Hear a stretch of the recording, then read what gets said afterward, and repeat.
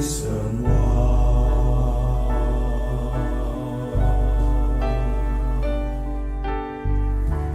Walau punya iman yang sempurna,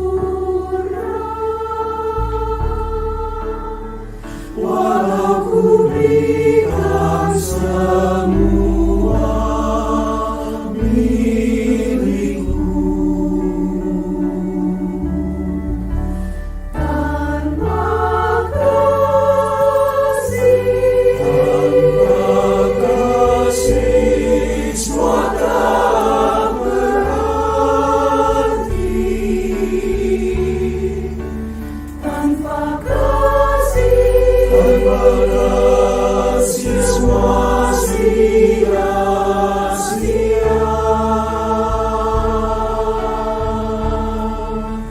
Tanpa kasih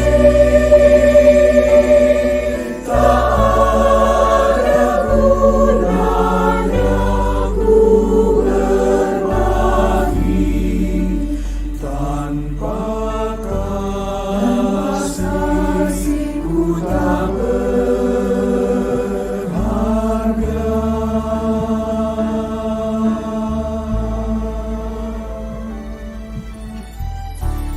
kasih itu sabar dan tidak cemburu.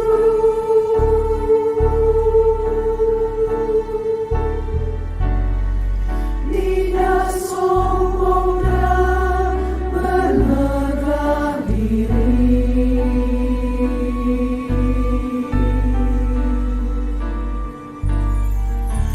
kasih itu benar dan setia. Kasih iman pengharapan sampai akhir. Tanpa kasih, Kasih semua tak berarti.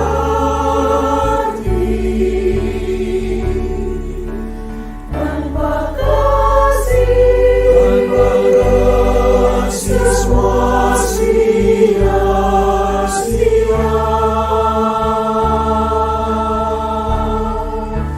Tanpa kasih tak ada gunanya ku berbagi. Tanpa kasih ku tak tanpa kasih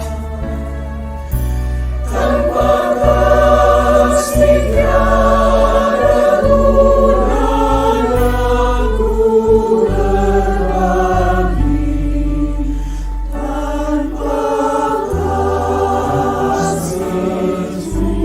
tak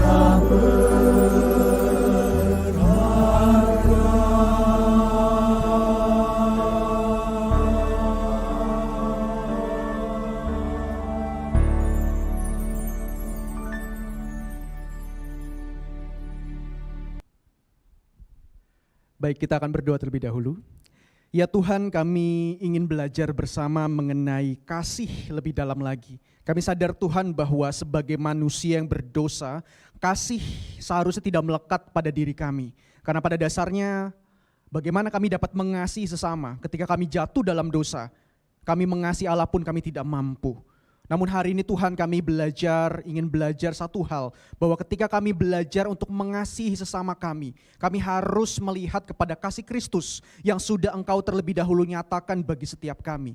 Ajar kami untuk selalu menitik beratkan diri kami bukan pada kekuatan kami sendiri, namun kepada kekuatan Kristus yang akan selalu memampukan kami untuk melakukan tindakan-tindakan kasih.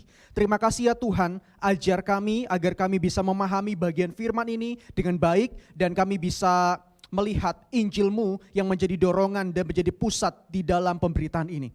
Di dalam nama Yesus Kristus Allah kami yang hidup kami berdoa.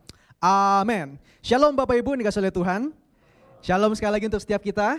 Senang sekali ya, shalom untuk Bapak Ibu yang ada di YouTube dan juga ada di Zoom. Senang sekali kalau hari ini kita bisa lanjut lagi di dalam series kita mengenai kasih ya. Dan hari ini pembahasan kita adalah kasih itu tidak menyimpan kesalahan orang lain. Kita sama-sama katakan apa? Kasih tidak menyimpan kesalahan orang lain. Kita akan bacakan sama-sama di dalam 1 Korintus pasalnya yang ke-13 ayatnya yang kelima. 1, 2, iya. Ia tidak melakukan yang tidak sopan dan tidak mencari keuntungan diri sendiri. Ia tidak pemarah dan tidak menyimpan kesalahan orang lain. Nah, ini adalah hal yang akan kita bahas secara khusus. Bahwa kasih salah satunya adalah tidak menyimpan kesalahan orang lain. Kalau ngomongin soal menyimpan kesalahan orang lain, saya mau tanya, jawab dengan jujur. Ini perkara mudah atau tidak Bapak Ibu? Tidak, setuju ya? Ini perkara yang sulit sebenarnya. Lain cerita kalau memang kita ketemunya sama orangnya itu-itu aja. Atau kita cuma ketemu sama 1 atau 2 orang. Selalu itu aja. Mungkin kita akan lebih kenal sifatnya, betul ya? Tapi masalahnya ketika Bapak Ibu hidup di dalam sebuah dunia ini, kita bersosialisasi dengan banyak orang, kita nggak mungkin tuh bisa hanya ketemu 1 orang yang sifatnya sama dengan kita. Kita pasti akan ketemu dengan orang-orang yang sifatnya sangat berbeda sama kita, setuju? Bahkan sifatnya berbenturan dengan kita, betul ya? Yang sulit adalah begini Bapak Ibu, kalau misalkan orang lain itu nggak sengaja ngomong sama kita satu kata atau sebuah kalimat yang menyakiti hati kita. Wah, ini menjadi sebuah tantangan tersendiri bukan? Menjadi sebuah pergumulan sendiri bukan buat kita? Rasanya tuh kita kayaknya pengennya tuh apa? Wah, kalau bisa saya simpen dulu nih ya, simpen dulu. Setiap kali lihat mukanya, ciri-cirinya, kita bakal selalu keinget, ah ini kemarin dia habis ngapain nih, ya kan? Wah, ketemu lagi mukanya yang lain. Kalau kita nyimpen sesuatu dalam diri kita, ketemu mukanya aja kita udah tahu. Salahnya nih pukul berapa, detik berapa, hari apa. Detail begitu ya, detail ya. Dan itu menjadi sebuah pergumulan yang berat gitu ya. Beda cerita kalau orang lain itu sengaja sama kita. Kalau orang lain sengaja, ya otomatis lah kita akan bergumul lebih berat buat hal itu. Betul ya? Kita akan kayak lebih, wah berat banget nih secara manusia untuk mempraktekkan yang namanya apa? Kasih itu tidak menyimpan kesalahan orang lain. Tapi saya mau katakan di awal, make sure bahwa ketika kita berusaha untuk melakukan tindakan kasih tidak menyimpan kesalahan orang lain. Jangan pernah titik beratkan kekuatanmu di dalam melakukan tindakan ini. Jangan pernah menitik beratkan tindakan atau kekuatan diri kita di dalam memperoleh firman ini agar kita bisa praktekkan. Saya mau kasih tahu dengan jujur bahwa ketika kita mempertahankan kekuatan kita atau menggunakan kekuatan kita, kita hanya akan bertemu dengan sebuah frustrasi. Sama-sama kita katakan apa? Frustrasi. Karena nggak bakal bisa. Setuju gak? Sulit sekali kalau kita pakai kekuatan kita. Makanya sampai ada kalimat muncul begini Bapak Ibu. Sabar tuh ada batasnya. Betul ya? Sabar tuh ada batasnya. Siapa yang gak setuju sabar ada batasnya? Ya, sabar tuh pasti ada batas. Maka sampai keluar kalimat seperti itu. Kenapa? Karena banyak orang menitik beratkan masalah tindakan kasih ini pada kekuatan diri sendiri. Make sure satu hal di awal. Bahwa kekuatanmu tidak bisa engkau jadikan dasar untuk melakukan tindakan kasih ini. Berarti engkau butuh apa? Kita butuh kekuatan di luar diri kita. Amin. Kita butuh kekuatan yang lebih besar dari diri kita yang harus kita kenakan, harus kita gunakan. Kekuatan siapa itu? Kekuatan Kristus. Bagaimana kita memahaminya? Nanti kita akan coba lihat di dalam lensa Injil yang akan kita pelajari hari ini. Saya akan coba masuk dulu Bapak Ibu pertama-tama. Di dalam kata Yunaninya, saya cuma hanya akan sebutkan saja dan ambil satu pengertian dari kata ini. Kata ini di dalam kata Yunani dipakai kata logizetai to kakon. Ini kata Yunaninya. Di dalam Alkitab terjemahan NIV, dikatakan begini, it keeps no record of wrongs. Jadi tuh seakan-akan ketika mengatakan kasih itu tidak menyimpan kesalahan orang lain, kita tuh seakan-akan tidak sedang secara sengaja untuk record. Tahu recording ya? Recording itu kan namanya kita kan coba apa ya?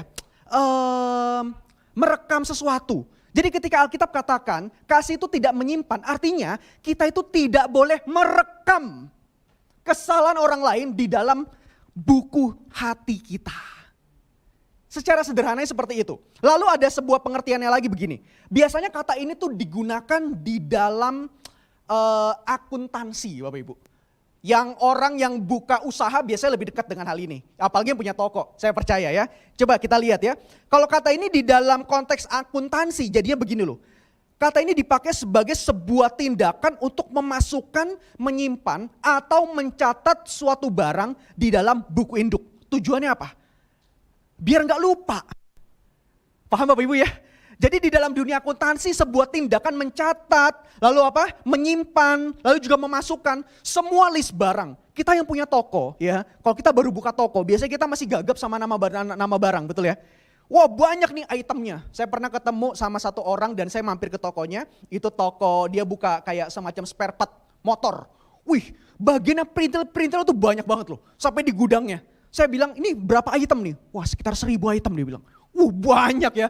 Saya bilang kalau 1000 item gak pakai list gimana nih? Harganya, ukurannya itu baut aja bisa beda-beda, betul ya?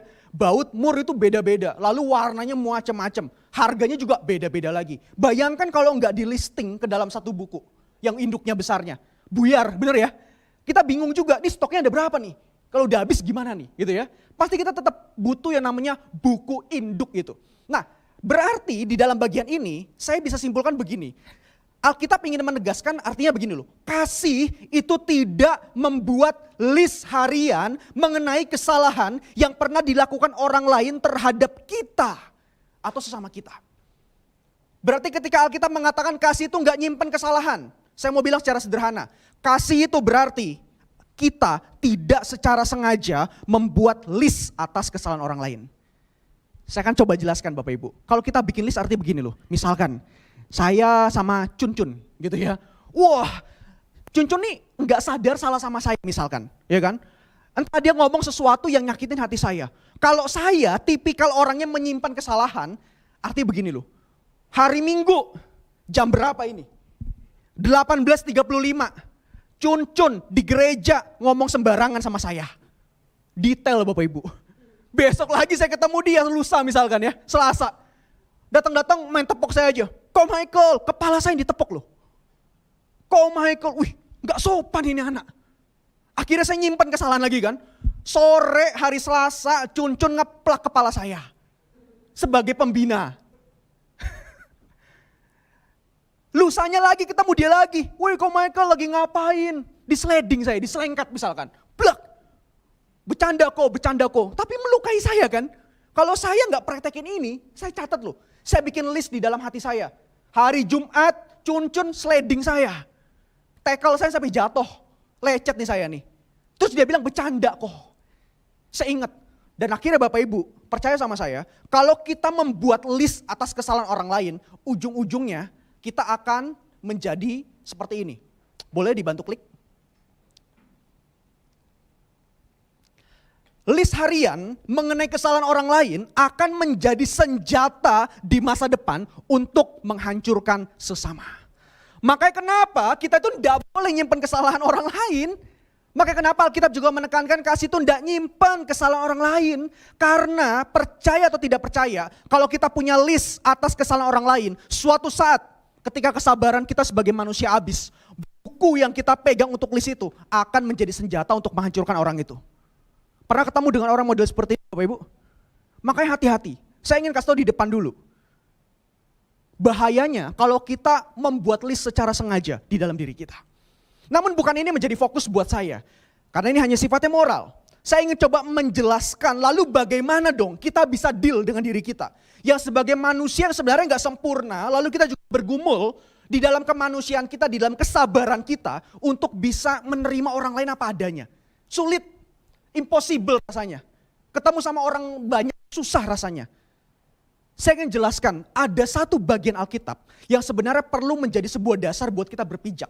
Tadi kalau Bapak Ibu ingat apa yang saya katakan di awal, di depan. Kita tidak boleh menggunakan kekuatan siapa? Kekuatan diri sendiri. Kita harus menggunakan kekuatan yang berasal dari siapa? Dari Kristus. Artinya kita butuh kuasa Injil. Amin. Kita butuh kuasa Injil itu. Kita butuh kuasa yang bukan dari diri kita untuk memperkokoh kita dan akhirnya mendorong kita agar kita bisa melakukan tindakan kasih yang sulit ini.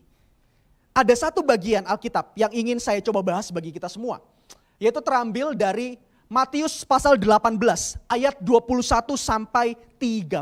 Kita buka Alkitab masing-masing Bapak Ibu. Kita buka di dalam Matius pasal 18 ayat 21 sampai 30.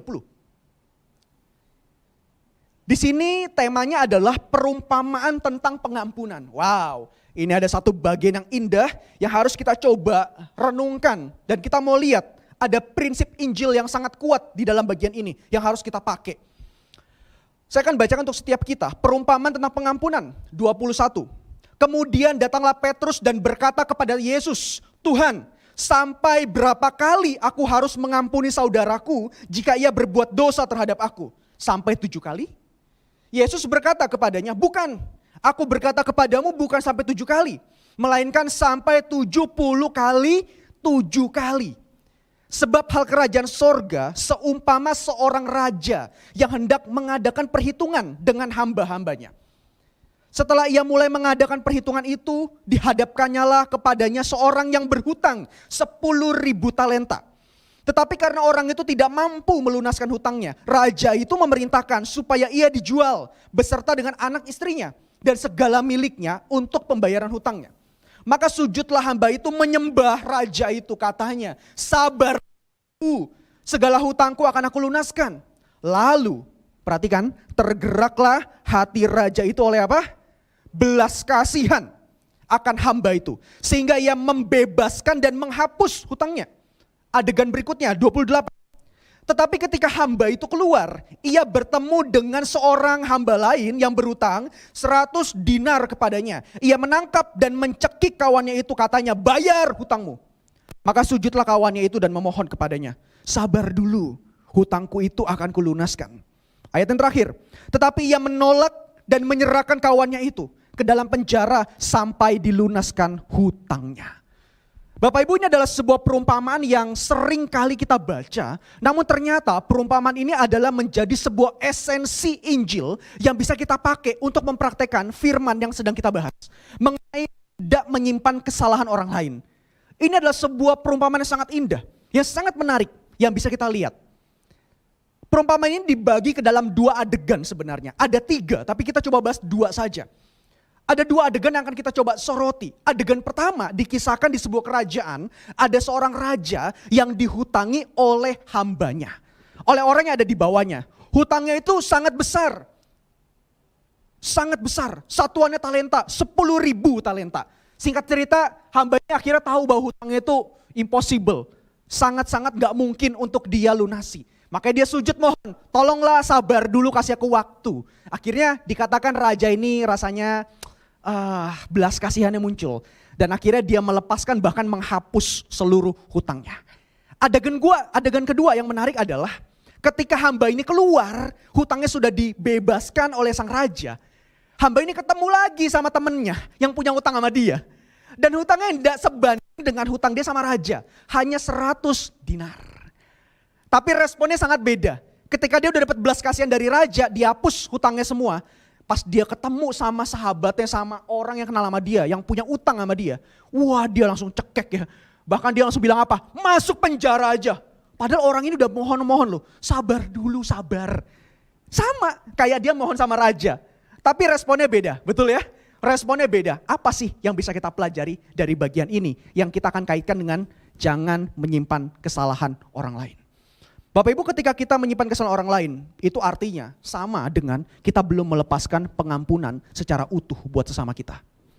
Arti kita masih terus mengingat secara sengaja apa yang dia lakukan, apa yang dia sakiti terhadap aku. Kita belum bisa melepaskan sebuah pengampunan. Maka formulanya sangat sederhana. Caranya agar kita tidak jatuh, agar kita bisa mempraktekkan untuk tidak mengingat kesalahan orang lain, Anda harus mengampuni terlebih dahulu. Itu jelas banget. Perkaranya di sini, sulit dong mengampuni, secara manusia tidak mungkin. Namun satu hal saya ingin kasih tahu, ada berita anugerah buat setiap kita. Memang secara manusia Anda gak mampu. Saya gak sedang mengecilkan tingkat rasa sedih ke Anda ketika disakiti orang lain. Saya gak sedang mengecilkan perasaan kita yang sebenarnya sedang berduka ketika disakiti oleh orang lain. Saya tahu betul perasaan kita. Saya pun pernah disakiti orang lain. Tapi satu hal yang saya ingin tekankan, memang secara manusia kita sulit untuk melakukan itu. Namun satu hal, kita harus kembali lagi kepada Injil yang menjadi kekuatan Allah bagi setiap kita. Amin. Melihat apa itu Injil. Injil berbicara mengenai Yesus sudah mengerjakan sesuatu di atas kayu salib untuk siapa? Untuk kita. Dan apa yang Yesus lakukan itu harusnya menjadi sumber kekuatan kita untuk mempraktekkan kasih ini. Kita mau lihat di dalam percakapan bagian perumpamaan ini. Bagian yang pertama kita coba lihat. Kalau kita lihat sebenarnya perumpamaan ini kan dimulai dari sebuah pertanyaan yang sebenarnya mewakili kita Bapak Ibu. Kok kita lihat.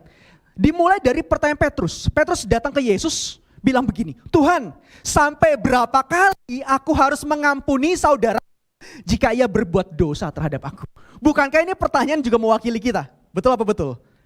Kita sering tanya kan, mau berapa kali saya ampuni? Selalu aja, iya kan?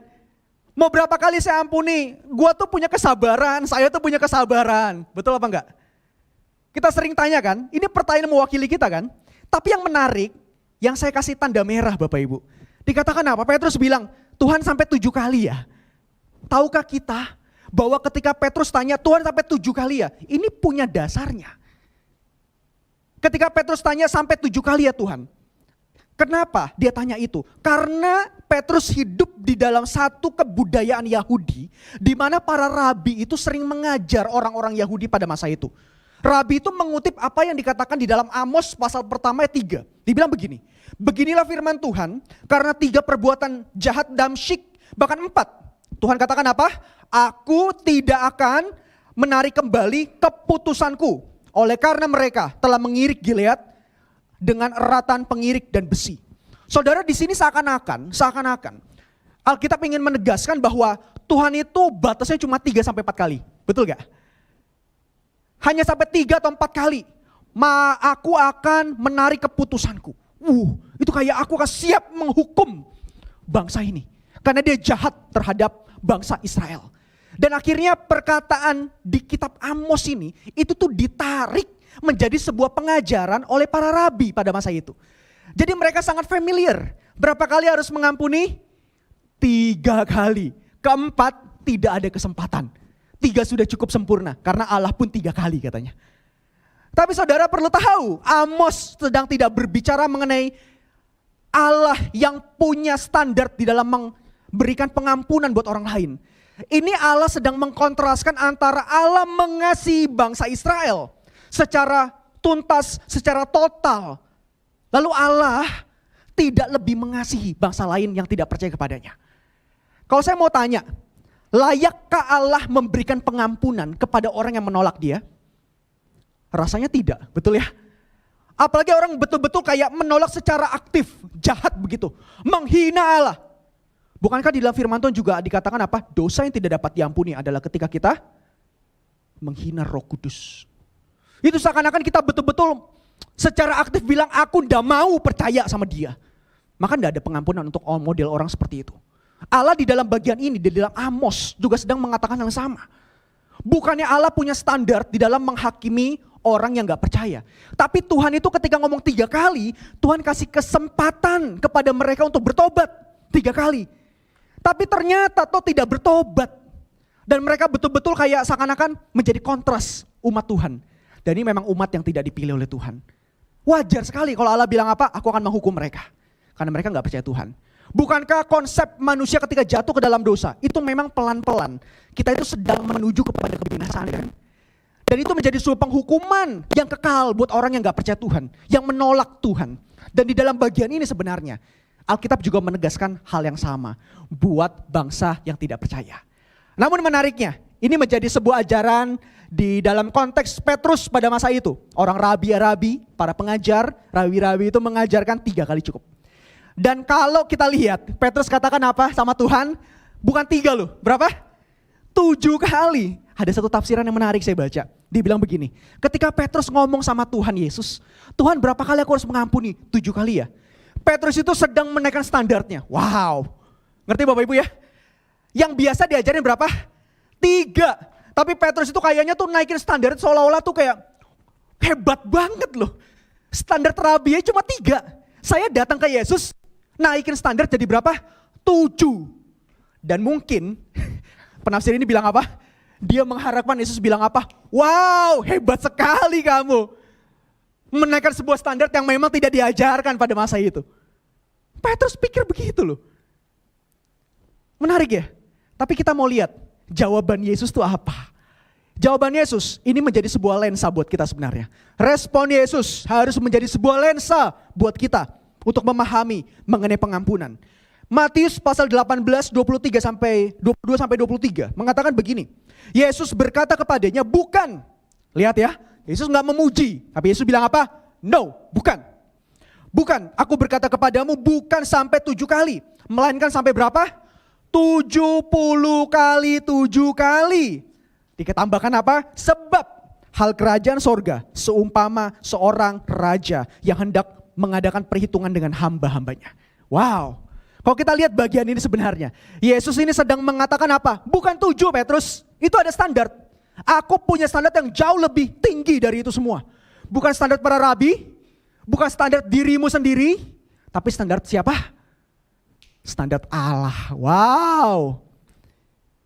Yesus datang dengan sebuah standar Allah. Dan standar Allah itu tidak terbatas. Ada satu penafsir yang mengatakan begini. Bahwa ketika Yesus mengatakan 70 kali 7 kali, itu artinya apa? Kesempurnaan dikalikan dengan kesempurnaan ditambah dengan kesempurnaan. Yesus itu sebenarnya cuma mau ngomong satu hal. Sederhana sekali. Kalau bicara soal pengampunan sama aku, kamu udah boleh pakai standar apapun. Gimana Petrus gak melongo coba? Gimana Petrus gak kaget gitu? Hah? Enggak ada batas. Enggak ada batas, serius. Enggak ada batas sama sekali, serius. Kita manusia loh. Kita bisa sabar. Kita sabar itu punya batas loh. Serius ini Tuhan. Kalau saya jadi Petrus mungkin saya bakal bilang sama Tuhan. Lah iyalah Tuhan bisa sempurna. Ya Tuhan itu adalah Allah. Betul? Saya siapa? Saya manusia, ciptaan. Saya persis pernah dapat pertanyaan seperti itu sama satu orang. Dia bilang apa? Ya ampun gak usah ngajarin saya soal pengampunan lah. Dia bilang. Saya tahu pengampunan tanpa syarat. Tapi itu cuma Tuhan yang bisa. Saya dapat pertanyaan seperti itu. Kalau kita gimana? Saya cuma bilang. Memang betul. Secara manusia kita tidak mampu. Secara manusia kita tidak bisa. Di titik itu harusnya kita menyadari. Bahwa sekali lagi. Kita butuh kekuatan yang berasal dari luar diri kita. Amin Bapak Ibu. Kekuatan Tuhan yang akan memampukan kita untuk mengasihi sesama dengan totalitas. Itu yang Tuhan mau katakan sebenarnya buat kita. Dan ketika dikatakan hal kerajaan sorga, ini sebenarnya sedang mengacu kepada satu hal. Jadi ketika Yesus mengatakan ini, Yesus sedang mengacu begini loh. Yesus hendak menunjukkan relasi antar sesama harus diselimuti oleh nuansa apa? Kerajaan sorga. Kerajaan yang penuh kasih, bukan kerajaan dunia yang penuh dengan perhitungan. Kita baca sama-sama yuk. 1, 2, 3. Yesus hendak menunjukkan relasi antar sesama harus diselimuti oleh nuansa kerajaan sorga. Yaitulah apa? Penuh dengan kasih. Bukan kerajaan apa? Dunia yang penuh dengan perhitungan. So begini saya mau bilang. Kalau ketika kita mulai menghitung-hitung. Kayak tadi, mulai menyimpan kesalahan orang lain. Sebenarnya kalau kita melihat dari titik ini saja, kita sedang memperhatikan namanya apa? Cara atau sistem kerajaan dunia yang penuh dengan perhitungan. Tapi Yesus datang hadir dengan sebuah berita Injil yang berbeda. Dengan sebuah berita kasih yang begitu berbeda. Bahwa dia katakan apa? Tidak ada batas. Artinya tidak boleh menyimpan kesalahan orang lain. Sama sekali tidak boleh. Sekalipun orang itu ngeselin kita. Sekalipun orang itu bikin kita kayaknya aduh keki banget gitu. Firman Tuhan katakan kalau memang kita hidup dalam relasi kerajaan Allah. Relasi kerajaan Allah berbicara relasi kasih yang besar. Sebab apa? Kasih bukankah berasal dari kerajaan surga? Bukankah inisiatif Allah untuk menghadirkan Kristus itu berasal dari surga bukan dari dunia? Bukankah kasih yang pertama-tama itu ternyata berasal dari mana? Dari surga. Dari tempat Allah, dari kediaman Allah, bukan dari dunia ini. Dunia ini rusak. Dunia ini gak punya kasih. Dunia ini penuh dengan perhitungan. Kamu lakukan apa sama saya akan lakukan begitu buat kamu. Kamu jahat sama saya akan lakukan jahat juga buat kamu. Paling banter apa? Kamu jahat sama saya gak peduli sama kamu. No. Yesus datang dengan sebuah nuansa yang berbeda. Kalau kamu jahat sama saya tetap lakukan terbaik buat kamu. Kalau kamu baik sama saya itu juga bukan jadi alasan buat saya baik sama kamu. Kalau saya baik sama kamu karena kamu baik sama saya, itu moral. Kalau kamu baik sama saya lalu saya baik sama kamu harus ingat. Itu semua karena Tuhan sudah baik sama saya terlebih dahulu. Makanya saya baik sama kamu. Tidak ada alasan Bapak Ibu buat hal itu. Di sini Yesus menghadirkan sebuah nuansa yang berbeda. Wow, kita berikan kemuliaan terbaik buat Tuhan kita dulu. Lalu bagaimana kita bisa mampu melakukannya? Tadi kita udah lihat bahwa ini memang adalah nuansa yang berbeda yang Yesus bawa buat orang-orang yang berdosa. Lalu bagaimana kita mampu melakukannya? Jawabannya adalah ini. Kita harus hidup di dalam Injil. Enggak ada kata lain. Katakan sama-sama, hidup di dalam Injil. Sekali lagi dengan lebih semangat. Hidup di dalam Injil. Yes. Kita mau lihat bagian pembahasannya. Boleh diklik? Ayat 23 sampai 27 mengatakan begini. Sebab hal kerajaan sorga seumpama seorang raja yang hendak mengadakan perhitungan dengan hamba-hambanya. Setelah ia mulai mengadakan perhitungan itu, dihadapkannya lah kepada seorang yang berutang 10.000 talenta. Ingat ya, 10.000 talenta. Tetapi kata orang itu tidak mampu melunaskan hutangnya. Raja itu memerintahkan supaya ia dijual beserta anak dan istrinya untuk membayar hutangnya. Maka sujud hamba itu kepadanya dan berkata, sabar dulu, segala hutangmu akan kulunaskan. Lalu tergeraklah hati raja dengan belas kasihan. Lalu dia memberikan apa? Pembebasan dan penghapusan hutang. Tadi kita udah baca. Ada hal yang menarik. 10.000 talenta. Itu apa artinya? 10.000 talenta itu sebenarnya mengacu kepada sebuah satuan yang terbesar pada masa itu. Saya kasih gambaran Bapak Ibu. Kalau dikatakan 10.000 talenta, bisa bayangkan pajak tahunan kerajaan yang harus disetor kepada Herodes. Dari Galilea, Samaria, Yudea. Semua itu disetor selama setahun kalau dikumpulin ke Herodes. Totalnya berapa? Tahu? 900 talenta. Setahun. Ini hamba utangnya berapa? Bisa bayangkan? Galilea aja misalkan bisa kasih ke Herodes 1 tahun 300 talenta. Ini hamba 10.000 loh. Alkitab memang gak kasih tahu sih kenapa dia bisa utangnya itu begitu banyak. Itu gak penting. Tapi bagi saya ini harus menjadi sebuah lensa yang harus kita lihat. Bahwa orang ini memang punya hutang itu sangat besar dan gak mungkin bisa dibayar. Betul ya? Nggak mungkin, karena memang kalau semua kota dikumpulin dalam setahun itu hanya 900 loh. Dia 10.000 sendirian, ngeri ya. Dan kalau kita lihat lagi, yang dia minta apa sih permohonannya? Sabar dulu, segala hutangmu akan aku lunasin. Saya mau tanya, ini permintaan logis apa enggak? Logis apa enggak? Enggak logis, betul ya? Dia itu mintanya apa? Sabar. Hutangku akan aku lunaskan. Berarti dia minta masa tenggang waktu, betul? Kalau kita pikir lagi, 900 gabungan dari semua daerah setahun. Mau berapa banyak waktu dia kumpul 10.000 talenta setor ke raja gitu. Permintaannya ini gak masuk akal kan? Gak logis sebenarnya. Yang pertama gak logis hutangnya. Yang kedua permintaannya juga gak logis. Yang ketiga saya mau kasih tahu, ini yang lebih gak logis lagi. Ketika raja ngelihat orang ini minta dan minta sabar, raja bilang apa? Ya sudah, hutangmu akan aku lunaskan dan kamu menjadi bersih kembali. Ini lebih gak logis kan? Kalau yang satu, yang kedua, masalah dia punya hutang dan cara dia minta itu gak logis. Saya mau kasih tahu, cara raja menjawab dan memberikan penghapusan itu jauh lebih gak logis. Amin? Setuju kita Bapak Ibu? Tapi di sini yang menarik. Ini menyiratkan kepada kita sebuah konsep Injil. Wow, hamba itu ingin menggambarkan sebuah kondisi yang sebenarnya apa sih yang digumulkan Allah ketika dia mengutus anaknya ke dalam dunia untuk menebus semua dosa manusia. Ketika Allah mengutus anaknya yang tunggal ke dalam dunia yaitu Yesus Kristus, itu adalah sikap yang sangat-sangat tidak logis. Nggak logis, kenapa? Karena yang buat salah siapa, yang nebus toh siapa. Bahkan nebusnya itu bukan pakai bim salabim loh. Nebusnya itu dengan lebih gak logis lagi, mati. Allah menjadi manusia, firman menjadi daging. Yang tadinya punya kerajaan yang besar, enak banget turun ke dalam dunia.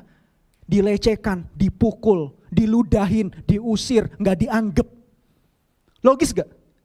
Udah logis saya bilang, udah logis. Tapi hal yang gak logis ini harusnya bisa menjadi sebuah hal yang menyentuh hati kita. Bahwa dalam keadaan yang sebenarnya kita gak mampu secara dosa.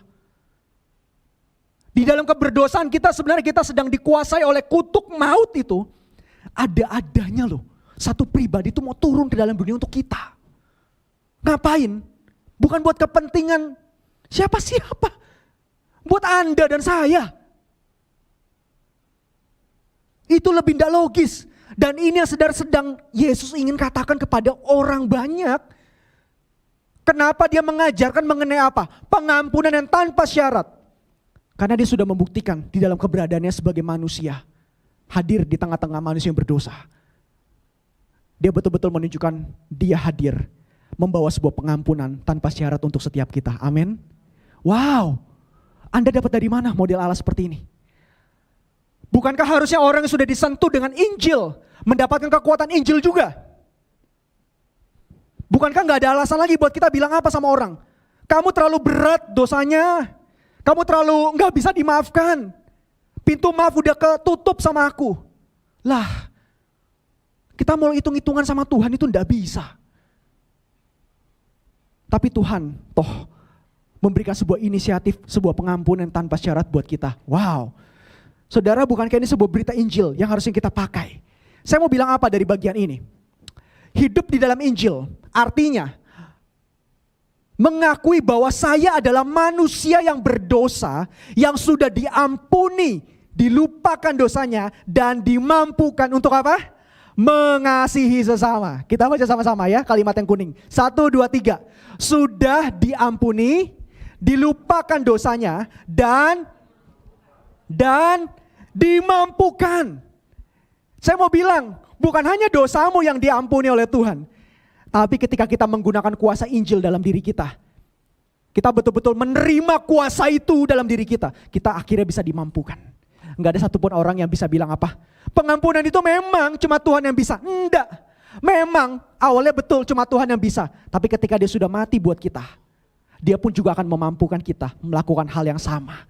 Bukankah ini hidup di dalam keserupan dengan Kristus?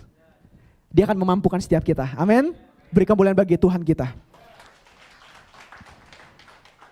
Saya akan coba jelaskan yang terakhir Bapak Ibu. Kontrasnya adalah kalau orang hidup di luar Injil itu modelnya seperti apa? Matius pasal 18 ayat 28-30-nya. Kita coba lihat. Tetapi ketika hamba itu keluar, ia bertemu dengan seorang hamba lain yang berutang berapa? 100. Nanti kita mau lihat seberapa banyak 100 ini. Ia menangkap dan mencekik kawannya itu dan katanya apa? Bayar hutang kamu.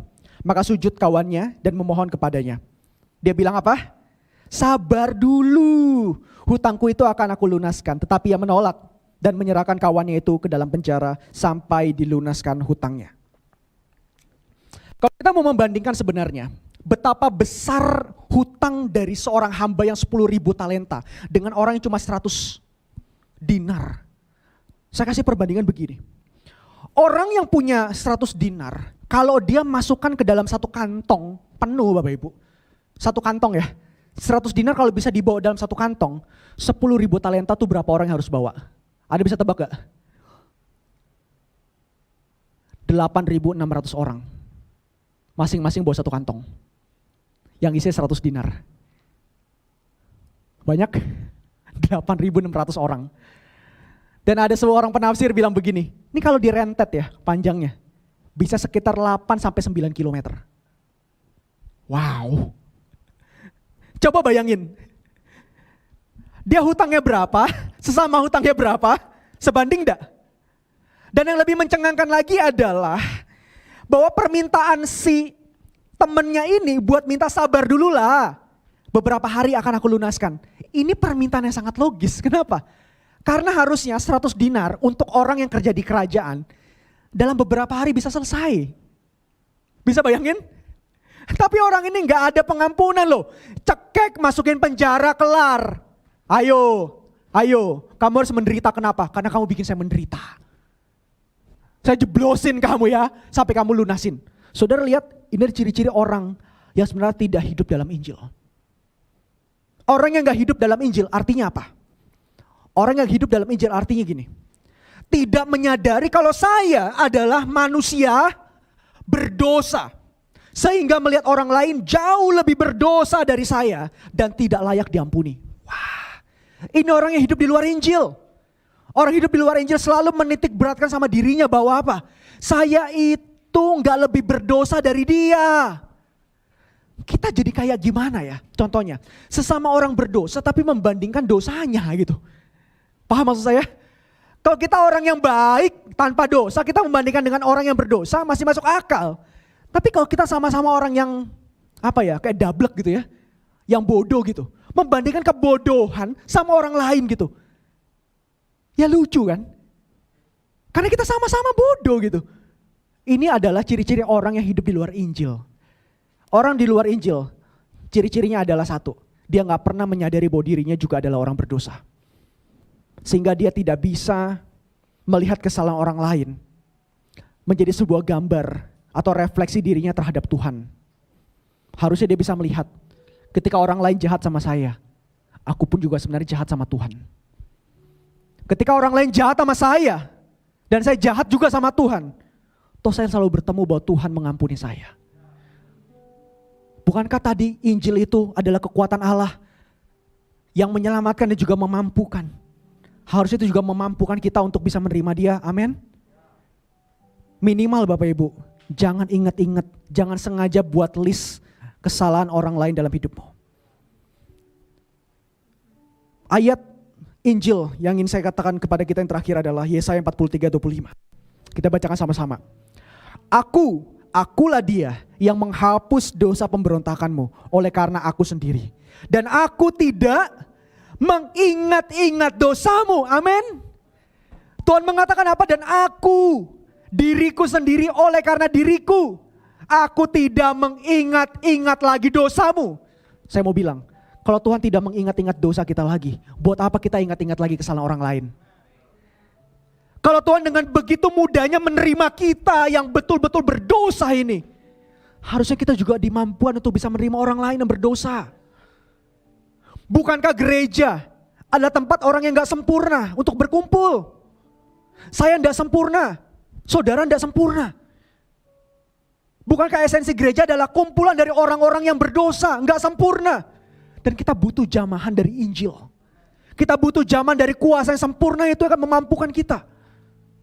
Selalu sadari Bapak Ibu, orang yang memegang konsep Injil adalah orang yang selalu memperhatikan siapa dirinya yang lalu di hadapan Tuhan. Dialah manusia berdosa yang harusnya dimurkai.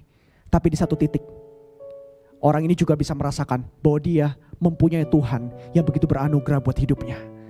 Maka saya ingin katakan yang terakhir, beranugerahlah kepada sesamamu ketika mereka melakukan semua kesalahan mereka. Mari kita renungkan firman ini. Mari kita tundukkan kepala bersama.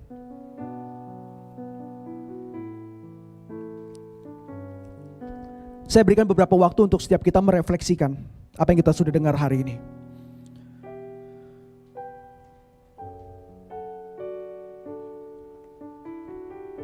Terima kasih Tuhan, terima kasih. Tuhan, kami datang dengan hati yang hancur. Setiap kali kami belajar mengenai Injil, kami selalu melihat ketidakmampuan total kami secara manusia Tuhan. Setiap kali kami melihat konsep Injil, kami selalu bertemu dengan pribadi kami yang sangat rusak. Setiap kali kami melihat soal Injil, kami selalu diperhadapkan dengan diri kami yang sebenarnya penuh dengan cacat celah. Dan kami merasa gak layak untuk hadir di hadapan Tuhan. Namun Injil juga berbicara, kami bisa melihat ada satu pribadi yang begitu menerima kami apa adanya. Pribadi yang betul-betul mengasihi kami apa adanya secara total. Bahkan Engkau berani berkata, aku gak akan ingat-ingat lagi dosamu. Aku sudah hapuskan.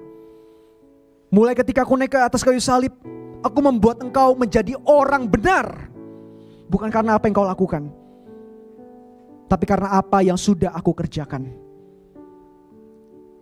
Dan kami bersyukur Tuhan bahwa setiap kali kami melihat Injil, kami selalu melihat ada sebuah kuasa, kemampuan yang akan selalu mendorong kami untuk melakukan tindakan-tindakan iman. Dan ketika kami berhasil untuk mencapai sebuah target melalui Alkitab. Kami dimampukan untuk mengasihi orang lain. Itu semua bukan berbicara mengenai kekuatan kami. Itu semua berbicara mengenai Allah yang sudah menunjukkan kasih-Nya kepada kami dan memberikan kami kemampuan itu. Dan ketika kami dapat melakukan itu, kami kembali melihat bahwa kemuliaan harus kami kembalikan sepenuhnya kepada Tuhan. Terima kasih Tuhan, ajar kami untuk selalu mempraktikkan Injil dalam hidup kami. Ajar kami selalu melihat lensa Injil ketika kami berhadapan dengan orang yang berdosa. Agar kami selalu memandang bahwa diri kami juga adalah orang yang berdosa. Kalau dia bisa berdosa di dalam titik yang satu, kami juga berdosa dalam titik yang lain. Dan ketika kami berdosa di hadapan Tuhan sama semuanya. Ajar kami Tuhan untuk tidak membanding-bandingkan kerohanian kami dengan orang lain. Karena sejatinya kami selalu butuh anugerah Tuhan dalam hidup kami. Terima kasih, kami sudah dengar firman-Mu. Dan kiranya Injil yang adalah kekuatan Allah itu boleh terus mengalir dalam diri kami dan mendorong kami untuk menjadi saksi-saksi Tuhan di tengah dunia yang sudah rusak ini. Di dalam nama Yesus Kristus Allah kami yang hidup, kami berdoa, kami bersyukur. Amin.